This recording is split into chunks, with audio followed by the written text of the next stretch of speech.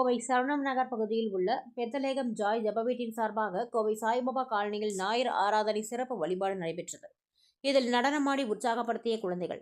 கோவை கவுனம்பாளையம் அடுத்த சரவண நகர் பகுதியில் பெத்தலேகம் ஜாய் எனும் ஜெப வீடு அமைந்துள்ளது. இந்த ஜெப வீட்டின் சார்பாக கோவை சாய்பாபா காலனியில் உள்ள தனியார் அறையில் ஞாயிறு ஆராதனை நிகழ்ச்சி நடைபெற்றது. இந்த நிகழ்ச்சியில் பெத்தலேகம் ஜாய் ஜெப வீட்டின் போதகர் ஜான் பீட்டர் கலந்து கொண்டு பைபிள் வசனங்களை வாசித்தும் பாடல்கள் பாடியும் சிறப்பு ஆராதனை வழிபாட்டினை நடத்தினார். பைபிள் வசனங்களில் இயேசு பிதா என்னென்ன கூறுகின்றார், எந்த சூழ்நிலையில் எங்கனம் நடந்து கொண்டார், பைபிள் பதிவு செய்யப்பட்ட விளக்கங்களை எடுத்து கூறினார். தொடர்ந்து ஞாயிறு ஆராதனையை தொடர்ந்து பெத்தலேகம் ஜாய் ஜெப வீட்டின் சார்பாக பெண்கள், குழந்தைகள் என பலரும் நடன நிகழ்ச்சிகளை மேற்கொண்டனர். பைபிள் வசனங்களை பாடல்களாக பாடி நடனமாடியது உற்சாகமடைந்தனர். இந்த தேவாலயத்தின் சார்பாக கடந்த 4 நாட்களாக நடைபெற்ற விடுமுறை கால வேதாகம் பயிற்சி வகுப்புகளில் கலந்து கொண்ட குழந்தைகளுக்கு பரிசுகள் வழங்கப்பட்டது.